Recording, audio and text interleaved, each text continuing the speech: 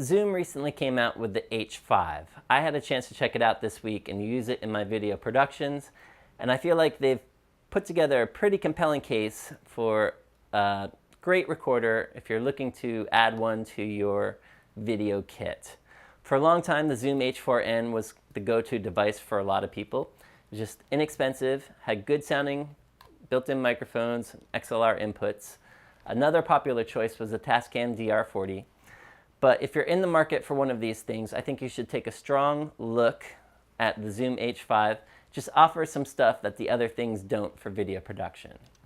For starters, holding the two devices in your hands, the Zoom H5 just kind of has a little more slender of a feel, and it kind of sits in your palm a little bit nicer.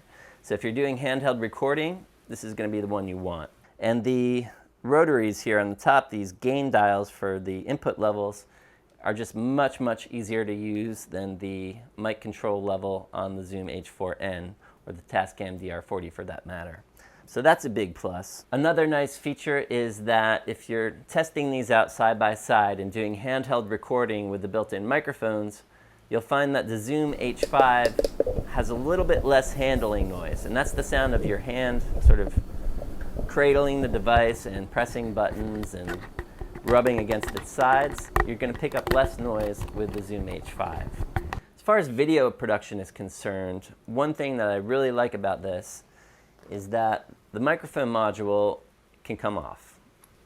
So now when you hold the two side by side, the Zoom H5 is noticeably smaller and more lightweight. And that's a big plus because when you're shooting video and recording sound with one of these devices, there's a good chance that you're going to mount one of these to your handheld camera rig or a shoulder mount rig of some sort. This is especially true in documentary and journalism and even in filmmaking when you're doing those handheld shots. It's nice because you lose the weight of having the microphone on the front, and you can just use the XLR inputs if you have wireless microphones, shotgun microphones, hypercardioid microphones. They're going to plug right into here, and it's going to be easier to use on your rig. Another nice big plus for people who are doing video is that Zoom added a new feature where you can attenuate its line output to mic level, okay?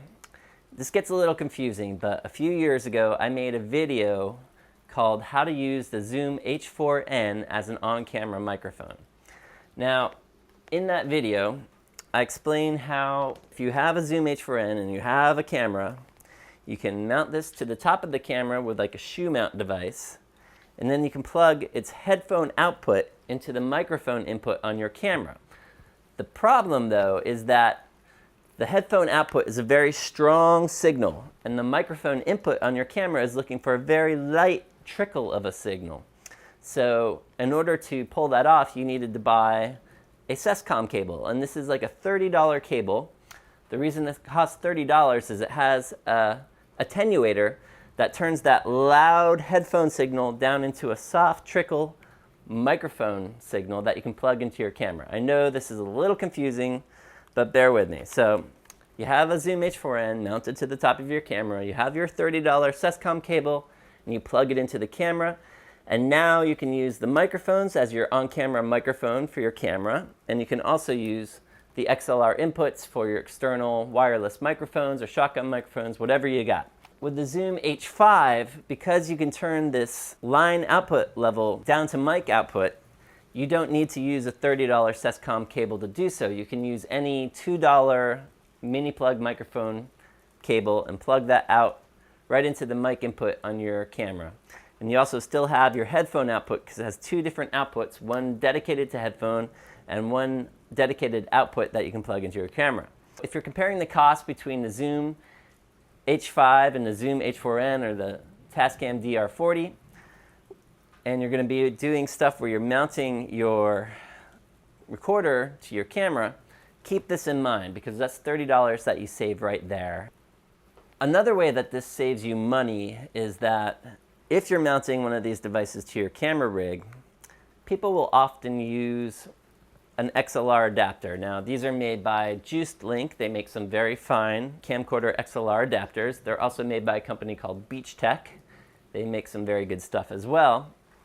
But the thing is, if you have a Zoom H5 and you're utilizing this line output, you can just plug that right into your camera, and now your recorder is acting like either a Juiced Link or Beach Tech.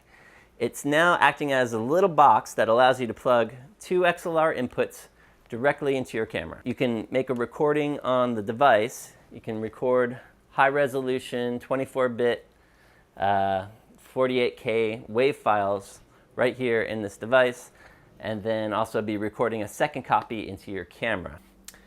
It should be noted that I did have some trouble with the line out on the Zoom H5 and my Panasonic GH2 camera. Even with the line out on the Zoom H5 set to its lowest setting of -30 dB and the mic input on my GH2 camera set to its lowest setting, the audio coming from the line out on the Zoom H5 was still a little too loud for the microphone input on the GH2 camera.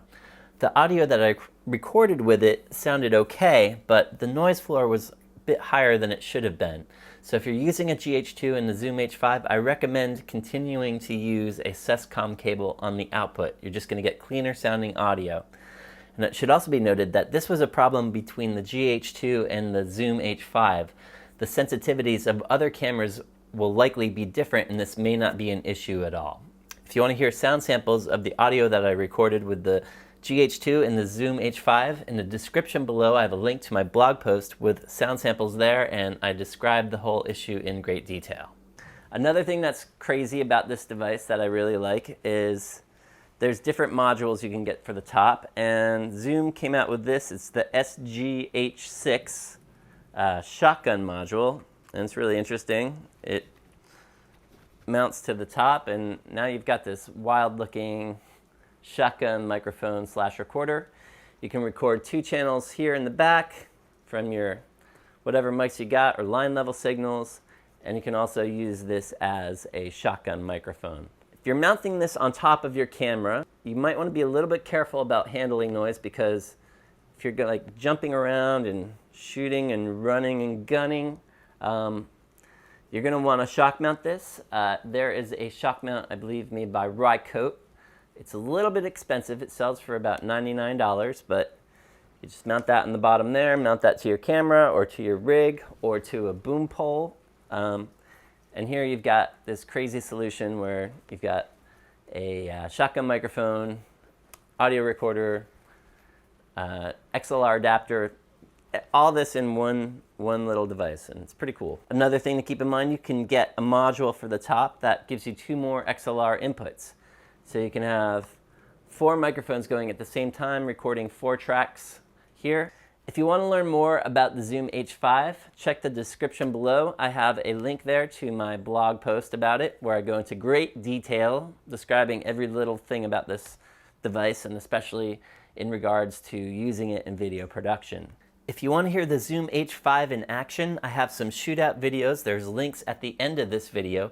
I compared the sound of the Zoom H5 against the Tascam DR40 and against the Zoom H4n. I test their stereo microphones. I test them with shotgun microphones, and I test them with hypercardioid microphones. I even tested each one of them and how they handle line level signals, so check that out. I also have another video that compares the SGH6 shotgun capsule on the Zoom H5 against the Rode NTG3, Rode NTG2, and hypercardioid microphones, and I even use the SGH6 outdoors, so check that one out too. Thanks for watching this video. Thanks for visiting my blog. I'll see you next time.